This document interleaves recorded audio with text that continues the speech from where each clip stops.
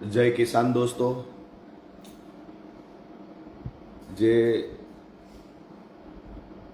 ફટાફટ એક તો તમામ ખેડૂત ભાઈઓ, ખેત મજૂર ભાઈઓ, આપ સૌને વિનંતી કે ઝડપથી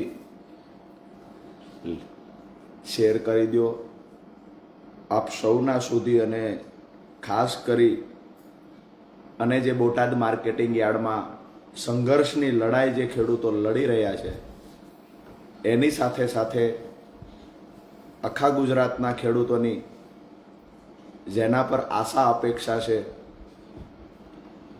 એવા તમામ ખેડૂત ભાઈઓને વિનંતી કે પહેલાં તો વધુ ને વધુ આ લિંકને શેર કરીએ, જેથી કરી અને ખરેખર ગુજરાતમાં સિસ્ટમ કેવી રીતે ચાલી રહી છે, ખેડૂતો માટે આ સરકાર શું વિચારી રહી છે,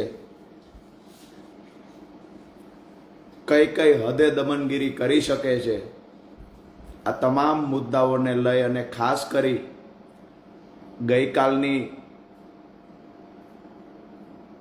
ધરપકડથી લઈ અત્યાર સુધીની તમામ ઘટનાઓનો પર્દાફાશ તો કરીશું, પણ આખો ઘટનાક્રમ ગુજરાતના એક એક નાગરિક સુધી પહોંચાડવાના આપણે સૌ પ્રયત્ન કરીશું. દોસ્તો, પહેલા તો આપ સૌને આપના એક નાના ભાઈ તરીકે જય કિસાન. આપ સૌએ ગઈકાલ સવારથી લઈ આજ દિવસ સુધી, અત્યાર સુધી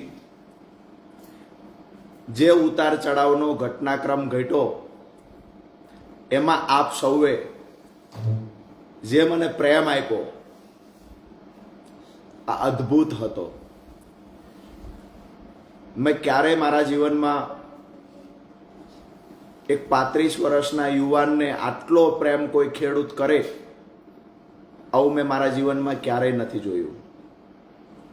પહેલા તો બોટાદ જિલ્લાના, બોટાદ આસપાસમાંથી જે ખેડૂતો આ લડાઈમાં સહકાર આપવા માટે પધાર્યા, આ તમામ ખેડૂતોને નતમસ્તક વંદન કરું છું. દોસ્તો, ગઈકાલે આમ તો આ ઘટના ખૂબ લાંબા સમયથી ચાલતી બોટાદ માર્કેટિંગ યાર્ડમાં, ગુજરાતના લગભગ મોટાભાગના માર્કેટિંગ યાર્ડમાં ક્યાંક ને ક્યાંક ખેડૂતોને લૂંટવાનું આયોજનપૂર્વકનું એક ષડયંત્ર ચાલે છે. એમાં સૌથી વધારે ખેડૂતોને લૂંટવાનું ષડયંત્ર ક્યાંય ચાલતું હોય તો બોટાદ માર્કેટિંગ યાર્ડમાં ચાલે છે. બોટાદ માર્કેટિંગ યાર્ડમાં કડદાના બહાના હેઠળ વારંવાર ખેડૂતોને લૂંટવામાં આવે છે. અગાઉ પણ આ મુદ્દે જ્યારે રજૂઆત કરી ત્યારે મૌખિક જવાબ આપવામાં આવતો કે હવે પછી કડદો નહીં થાય, પરંતુ થોડા દિવસ પછી ફરી વખત આ કડદાની સિસ્ટમ ચાલુ થઈ જતી બોટાદ માર્કેટિંગ યાર્ડમાં. બોટાદ માર્કેટિંગ યાર્ડનું આજથી એક નવું નામ આપણે જાહેર કરીએ છીએ, બોટાદ કડદા માર્કેટિંગ યાર્ડ. આ બોટાદ કડદા માર્કેટિંગ યાર્ડમાં વેપારીઓ, અમુક કમિશન એજન્ટો અને યાર્ડના સત્તાધીશો સાથે મળી અને વર્ષોથી ખેડૂતોને ત્યાં કડદાના બહાના હેઠળ લૂંટી રહ્યા છે. જ્યારે ખેડૂતોની આ તમામ ફરિયાદ મળી, આ ફરિયાદ આવતા સ્વાભાવિક છે કે ખેડૂતના દીકરા તરીકે, અને જ્યારે સમગ્ર ગુજરાતના ખેડૂત એક ખેડૂત આગેવાન તરીકે રાજુ કરપડાને જાણતા હોય, ત્યારે મારી નૈતિક જવાબદારી બને કે આ મુદ્દાને ઉજાગર કરવો, આ મુદ્દાને લઈને બોલવું, આ મુદ્દાને લઈને લડવું. તો હું બોટાદ માર્કેટિંગ યાર્ડમાં 10/10/2025 સવારે 10 કલાકે રજૂઆત કરવા જાય છે એવી મેં જાહેરાત કરેલી, જે જાહેરાતના અનુસંધાને હજારોની સંખ્યામાં ખેડૂતો આક્રોશ સાથે રજૂઆત કરવા આવ્યા. માર્કેટિંગ યાર્ડના ચેરમેનને અમે બોલાવ્યા. માર્કેટિંગ યાર્ડના ચેરમેનને બોલાવી શાંતિ ગાંધી ચિંધ્યા માર્ગે શાંતિથી અમે રજૂઆત કરી કે ભાઈ ખરેખર અમારી બે માંગણીઓ છે, એકદમ વ્યાજબી માંગણી છે, આ માંગણી અમારી પૂરી થવી જોઈએ. અમારી માંગણી ખેડૂતો માટે એ હતી કે ગુજરાતના કોઈ પણ યાર્ડમાં આટલા મોટા પ્રમાણમાં ખેડૂતો સાથે છેતરપિંડી થતી નથી જેટલી બોટાદમાં થાય છે. અમારી માંગણી એ હતી કે બોટાદ માર્કેટિંગ યાર્ડમાં જે ખેડૂત કપાસ અથવા અન્ય કોઈ જણસ લઈને આવશે, એક વખત હરરાજી થાય એ સમયે વેપારી દ્વારા જેટલા સેમ્પલ લેવા હોય ચેક કરવા એટલા સેમ્પલ લઈને ચેક કરે. ત્યાર પછી એક વખત ભાવ નક્કી થઈ જાય. એક વખત ભાવ નક્કી થઈ ગયો પછી ફરજિયાત ખેડૂતોનો માલ વેપારીએ ખરીદી કરવી પડશે અને જે ભાવ નક્કી થયો એમાંથી એક પણ રૂપિયો ઓછો હિસાબમાં ખેડૂતોને આપવામાં નહીં આવે.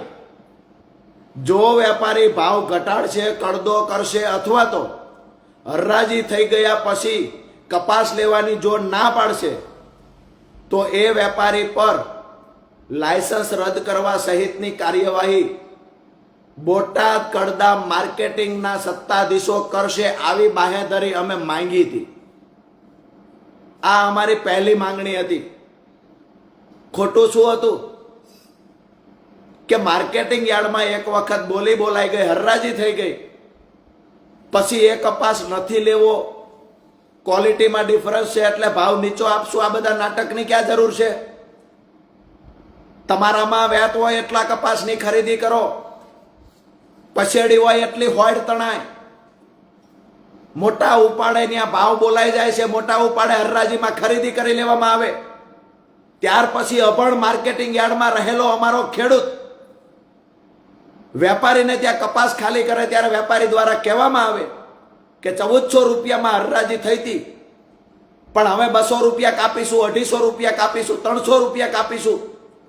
જેવી ખેડૂતની ગરજ એવી રીતે ખેડૂતોને લૂંટવાનું કામ કોઈ કરતું હોય તો બોટાદ માર્કેટિંગ યાર્ડના સત્તાધીશો, બોટાદ માર્કેટિંગ યાર્ડના કમિશન એજન્ટો, બોટાદ માર્કેટિંગ યાર્ડના વેપારીઓ કરી રહ્યા છે. એક ખેડૂતના દીકરા તરીકે લોહી ઉકળી ઉઠે છે કે આવી રીતે ખેડૂતોનું શોષણ કરવાનું છે. અમે માંગણી એ લઈને ગયા કે આ કડદા સિસ્ટમ બંધ થવી જોઈએ. માર્કેટિંગ યાર્ડનો ચેરમેન મીડિયા સામે આવીને કહે છે કે અમે કડદો બંધ કરી દીધો છે. તો અમે કહ્યું કે ભાઈ લેખિતમાં આપો, કડદો બંધ કર્યો હોય તો. હવે પછી કડદો નહીં થાય, લેખિતમાં બાહેધરી આપો. આ બાહેધરી આપવામાં નથી આવતી. અમારી બીજી માંગણી હતી કે બોટાદ કડદા માર્કેટિંગ યાર્ડની અંદર જે ખેડૂત પોતાનો કપાસ અથવા અન્ય જણસ લઈને આવે, હરરાજી થઈ ગયા પછી આ ખેડૂત પોતાના ખર્ચે કોઈ વેપારીના ગોડાઉન સુધી કે જીન સુધી કપાસ નાખવા નહીં જાય. ખેડૂતની માત્ર જવાબદારી એટલી છે કે બોટાદ માર્કેટિંગ યાર્ડ સુધી પોતાનો કપાસ પહોંચાડી દે. પછી કપાસને ક્યાં લઈ જવો, શું કરવો, એ એક વખત હરરાજી થઈ ગઈ, વેપારીએ ખરીદી લીધો, ત્યાર પછી એ વેપારીએ જોવાનું છે, ખેડૂતે નથી જોવાનું. દુનિયાના કોઈ માર્કેટિંગ યાર્ડમાં મેં આવું નથી જોયું કે હરરાજી થઈ ગયા પછી ખેડૂતને કહેવામાં આવે કે તમારો કપાસ, અમારું જીન, અમારું ગોડાઉન 15 કિલોમીટર 20 કિલોમીટર દૂર છે, ત્યાં તમારો કપાસ પહોંચાડો, આવું ખેડૂતને કહેવામાં આવે. એ ખેડૂતને ભાડું પણ આપવામાં નથી આવતું દોસ્તો. તો અમારી મુખ્ય બે માંગણીઓ હતી કે એક તો જે કપાસની હરરાજી થઈ જાય ત્યાર પછી એક પણ રૂપિયો બિલમાં ઓછો ન આપવામાં આવે, અને જેટલી પણ ખેડૂતનો કપાસ હશે કે અન્ય જણસ હશે માર્કેટિંગ યાર્ડમાં લાવ્યો છે, જેની હરરાજી થઈ છે, એ તમામ જેટલો પણ જથ્થો કપાસનો હોય એ વેપારીએ ખરીદી લેવાનો. આમાં અમારી ખોટી વાત શું હતી? હરરાજી થઈ છે, વેપારીએ ખરીદી કરી છે, ત્યાર પછી આનાકાની કરવાનો પ્રશ્ન ક્યાં ઊભો થાય છે? શું કામ બોટાદમાં જ આવું થાય છે? બીજી વાત અમારી હતી કે માર્કેટિંગ યાર્ડ સુધી ખેડૂત પોતાના ખર્ચે કપાસને જણસને પહોંચાડે છે, પછી વેપારીએ ક્યાં લઈ જવું એ તો વેપારીએ નક્કી કરવાનું છે. વેપારીએ પોતાના વાહન મૂકવાના છે. કાલે તો વેપારી એવું કહે છે કે મારું ગોડાઉન રાજકોટ છે, પાળિયાદ છે, તો શું ખેડૂતે વેપારીનું ગોડાઉન જ્યાં છે ત્યાં નાખવા જવાનો કપાસ? આ બંને માંગણીઓ લઈને અમે ગયા હતા કે ભાઈ લેખિતમાં બાહેધરી આપો કે ખેડૂતની સાથે આવી રીતે ક્યારેય ફરીવાર ચીટિંગની ઘટના નહીં બને.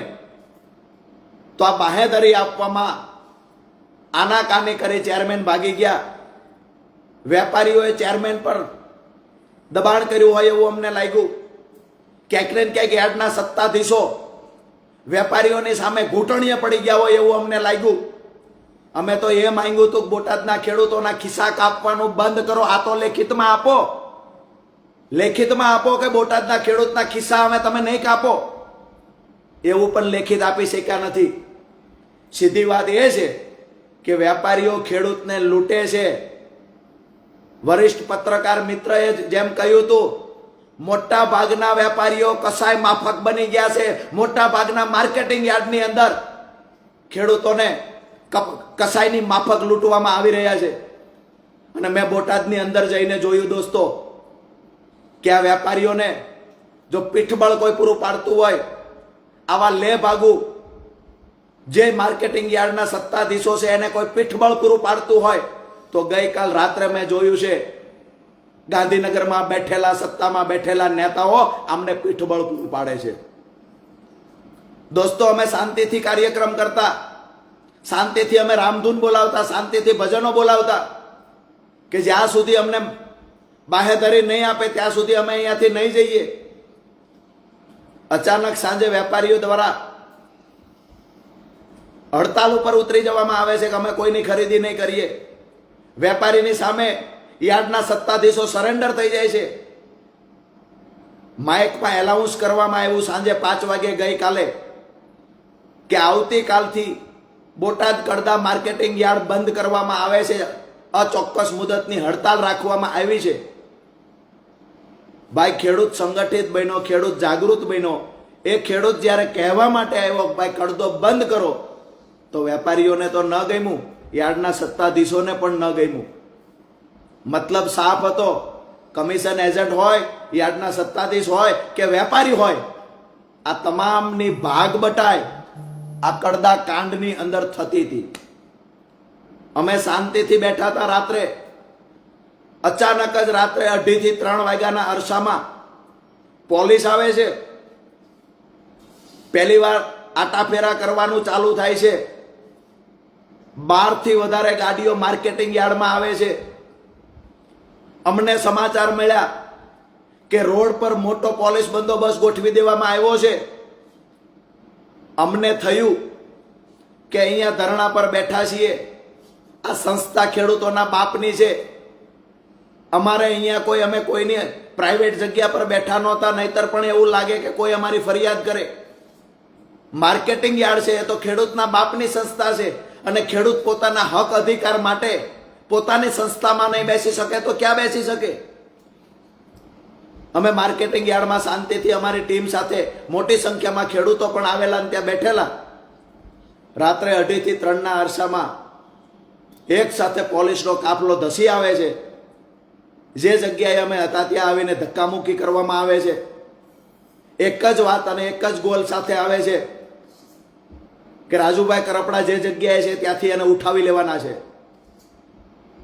હું અભિનંદન આપું છું બોટાદ માર્કેટિંગ યાર્ડમાં રાત્રે રહેલા ખેડૂતોને, સલામ કરું છું એ ખેડૂતોને. ગઈકાલ રાત્રે ખેડૂતોએ કિલ્લાબંધી કરી દીધી પોતાના હાથથી.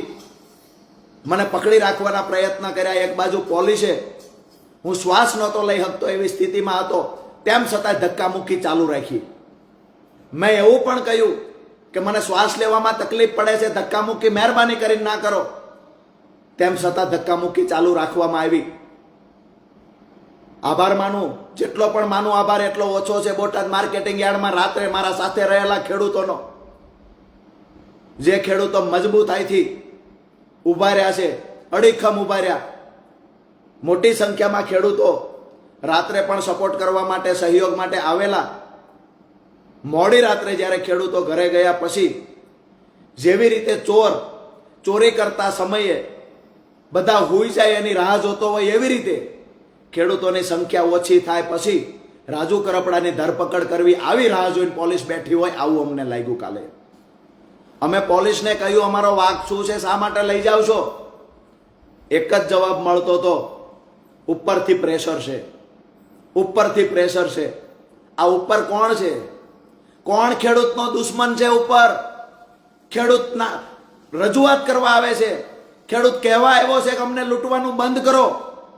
આ ખેડૂતની વાત ઉપર બેઠેલા જે હોય તે એને કેમ સંભળાતી નથી? અહીંયા ખેડૂત ભજન બોલતો તો એ ઉપરવાળાને સંભળાયું. અહીંયા ખેડૂત રજૂઆત કરતો તો પોતાની વેદનાની પોકારી ઉઠતો તો એ ઉપરવાળાને ન સંભળાયું. પણ ઉપરવાળાને સંભળાયું કે ખેડૂત અવાજ ઉઠાવે છે તો ખેડૂતને ઉઠાવી જાવ. ખેડૂતનો આગેવાન કોણ છે? દોસ્તો, દુઃખ સાથે કહેવું પડે છે, જે પોલીસ પર મને ગર્વ હતું, એ પોલીસે કાલે જે ધક્કામુક્કી કરીને ખેડૂતો સાથેનો બિહેવિયર કર્યો છે એકદમ નિંદનીય છે. મારી ધરપકડ સમયે મોટા ભાગના ખેડૂતોએ મને પકડી રાખવાના પ્રયત્ન કર્યા. રાજુભાઈના શું વાંકમાં લઈ જાઓ છો? આ પ્રશ્નો કર્યા. આ પ્રશ્નોનો જવાબ પોલીસ પાસે નહોતો. માત્ર એક જ જવાબ હતો, ઉપરથી પ્રેશર છે. લગભગ 20 મિનિટ સુધી આ ધક્કામુક્કી ચાલી, જેમાં ખેડૂતો પોલીસને હાથ જોડી રહ્યા હતા. હાથ જોડીને કહેતા હતા, અમારા રાજુભાઈને શું કામ લઈ જાઓ છો? પોલીસ પાસે અન્ય કોઈ જવાબ નહોતો, કારણ કે પોલીસ શું કામ લઈ જતી એ પોલીસને પણ નહોતી ખબર. એક જ વાત હતી કે ઉપરથી પ્રેશર છે. આવી રીતે કરી તબિયત નાદુરસ્ત હોય તો પણ લઈ જવામાં આવ્યો મને. હવે મહત્વની વાત એ છે, ગુજરાતના લોકો જાણવા માંગે છે કે આ ધરપકડ સુધીના વિડીયો આવ્યા ત્યાર પછી શું થયું. આજે પણ બોટાદ યાર્ડની અંદર બેઠેલા મારા રાત્રિના સાથી મિત્રો, ગઈકાલ દિવસે મારી સાથે રહેલા મિત્રો આજે પણ બોટાદ માર્કેટિંગ યાર્ડમાં બેઠા છે, ડંકાની ચોટ પર બેઠા છે. બોટાદ માર્કેટિંગ યાર્ડની ફરતી દિવાલે, બોટાદ માર્કેટિંગ યાર્ડના દરવાજે મોટી સંખ્યામાં પોલીસ બંદોબસ્ત હોવા છતાં આજે મારા ખેડૂત ભાઈઓ માર્કેટિંગ યાર્ડના દરવાજે ઊભા છે કે ગઈકાલ રાજુ કરપડાની અટકાયત થઈ, ધરપકડ થઈ, ત્યાર પછીના સમાચાર શું છે. તો એ કહેવા માટે આજે હું ફેસબુક લાઈવ થયો છું. અને અમારી લડાઈ શા માટે હતી એ ગુજરાતની જનતાને ખબર પડે, ગુજરાતના તમામ વર્ગના લોકોને ખબર પડે કે આ સરકારની કૃષિ વિરોધી અને ખેડૂત વિરોધી નીતિ શું છે, એ ઉજાગર થાય. સરકારના ચાવવાના અને દેખાડવાના પણ જુદા જુદા છે, એને પણ લોકોની સામે ઉજાગર કરવા માટે ગઈકાલ 10 વાગ્યાથી અત્યાર સુધીની તમામ ઘટનાઓને ફેસબુક લાઈવના માધ્યમથી આપ સુધી પહોંચાડવાના પ્રયત્ન કરી રહ્યો છું. રાત્રે માર્કેટિંગ યાર્ડમાં પોલીસે જ્યારે મને ગાડીમાં બેસાડ્યો ધક્કામુક્કી કરીને, ક્યાંક ને ક્યાંક મારા કપડાં પણ તૂટી ગયેલા હતા, કારણ કે ધક્કામુક્કી જેટલી કરવામાં આવી. હું શાંતિથી પોલીસને કહી રહ્યો હતો કે સાહેબ, હું શાંતિથી વાત કરવા તૈયાર છું, તમે શાંતિથી વાત કરો, શું છે એ અમને સંભળાવો.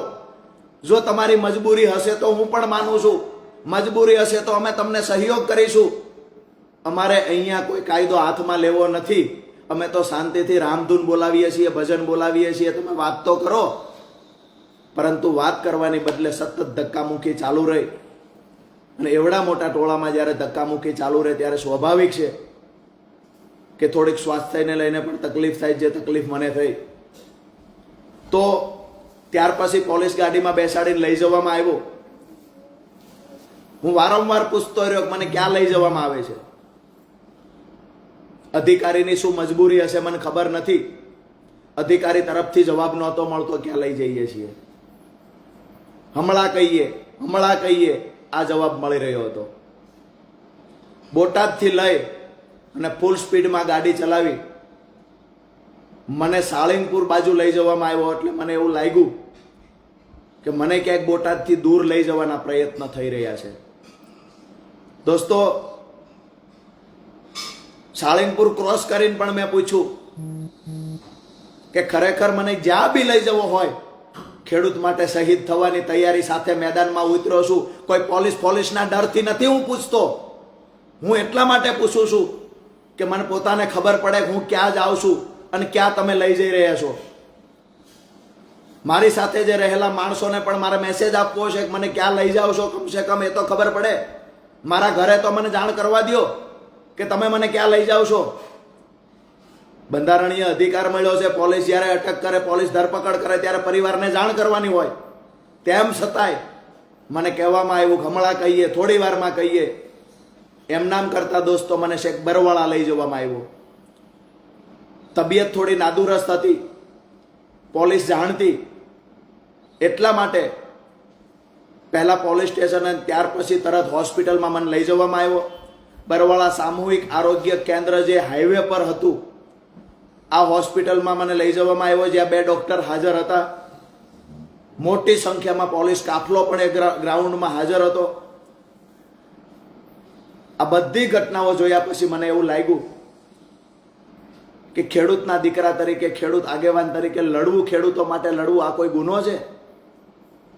એક આતંકવાદીની સાથે જે બિહેવિયર થાય, આતંકવાદીની સાથે જે વ્યવહારો થતા હોય, આવા વ્યવહાર એક ખેડૂતના દીકરા સાથે કરવાના. દોસ્તો, બોડી ચેકઅપ કરવામાં આવ્યું, બ્લડ પ્રેશર માપવામાં આવ્યું. ત્યાંથી પછી નાની મોટી જે તકલીફો હતી એની સારવાર લેવામાં આવી. બીપી હાઈ આવ્યું, એના માટે પણ ટ્રીટમેન્ટ ચાલુ કરવામાં આવી. ત્યાર પછી લગભગ આ ઘટનાક્રમ ત્યાં 2.5 થી 3 કલાક સુધીનો આ ઘટનાક્રમ હોસ્પિટલ અને પોલીસ સ્ટેશન વચ્ચે ચાલ્યો, જે બંને આજુબાજુમાં છે.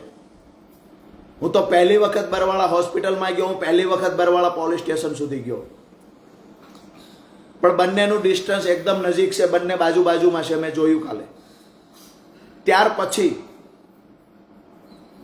મેં જેને જાણ કરવાનું કીધું એને પોલીસે જાણ કરી,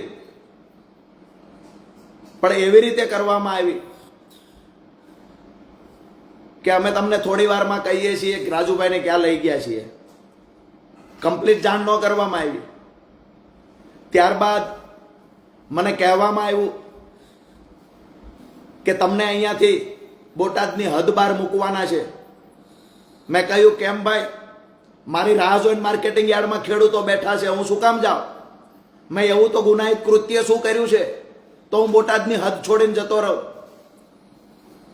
પોલીસ દ્વારા મારી વાત કોઈ રીતે માનવામાં ન આવી અને 2 પોલીસની ગાડીઓ સાથે, ફૂલ પોલીસ બંદોબસ્ત સાથે પહેલા મને કહેવામાં આવ્યું કે તમને પોરબંદર લઈ જઈએ છીએ. મેં સતત મારી વાત ચાલુ રાખી કે ભાઈ આ ખોટું થાય છે.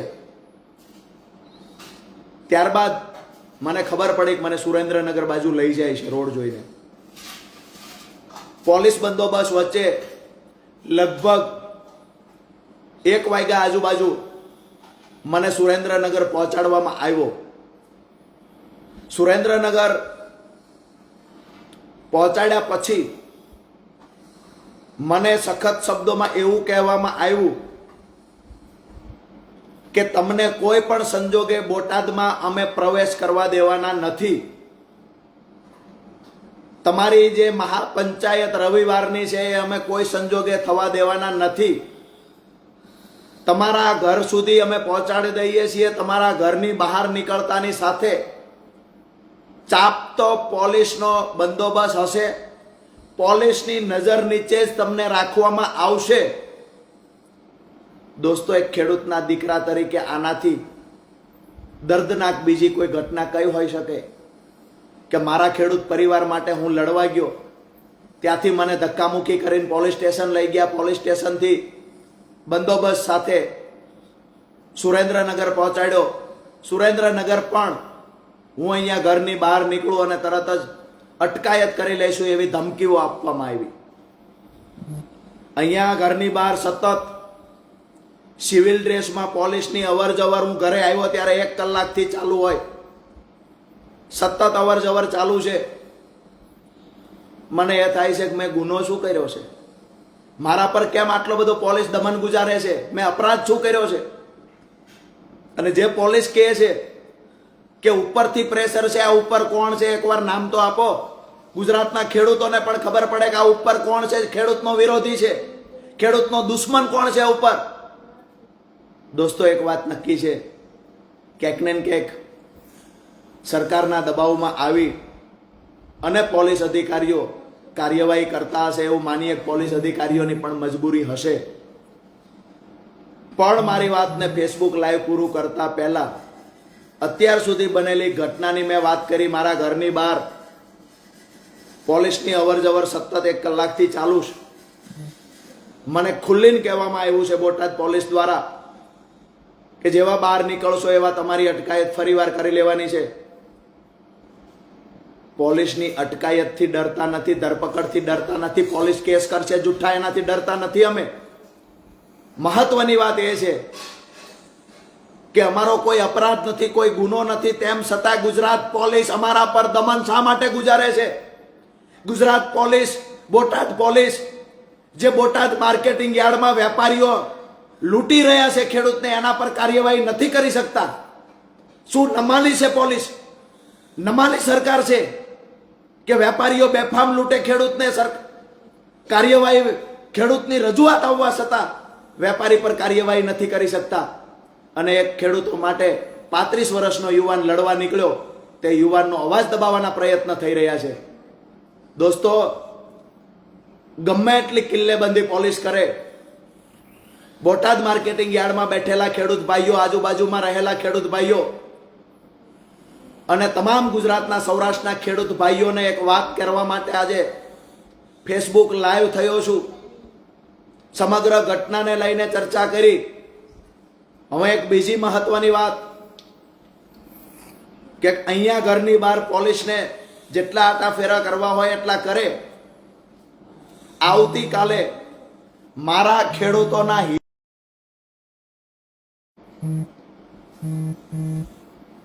થોડું વચ્ચે નેટવર્ક ઇસ્યુ આવવાના કારણે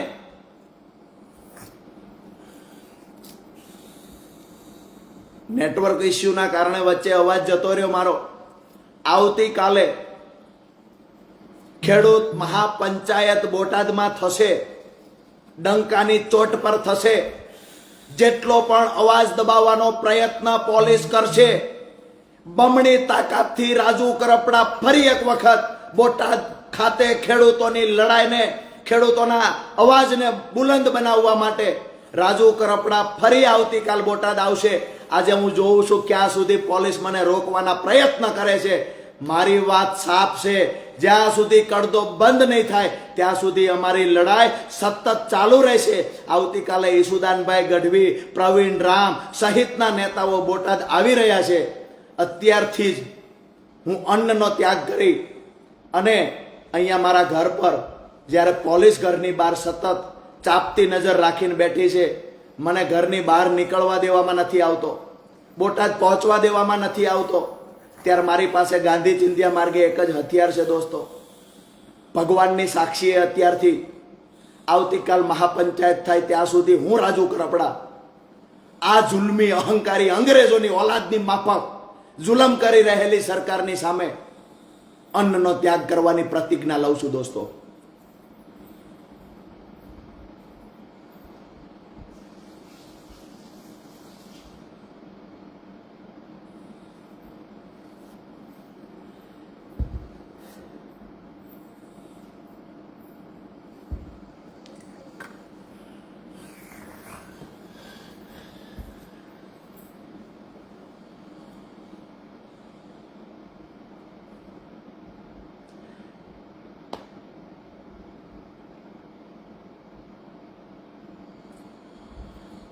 વધારે વિશેષ કાંઈ